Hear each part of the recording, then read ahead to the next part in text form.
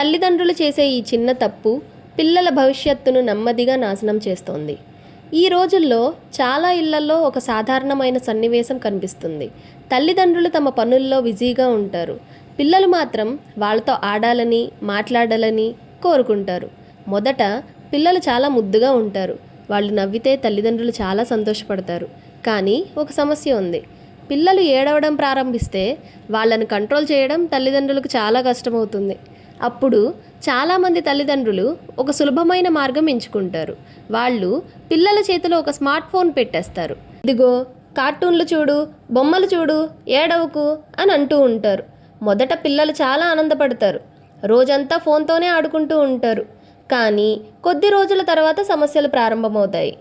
మొదట పిల్లలకు తలనొప్పి వస్తుంది. మరి కొంతమందికి కంటి చూపు తగ్గిపోతుంది. కొంతమంది ఏమో బరువు పెరిగిపోతారు. మరికొంతమంది ఏమో నిద్ర పట్టక ఇబ్బంది పడుతుంటారు. ఇంతకీ వాళ్ళకు ఏమైందో తెలియక కంగారు పడుతూ హాస్పిటల్స్ చుట్టూ, డాక్టర్స్ చుట్టూ తిరుగుతూ ఉంటారు.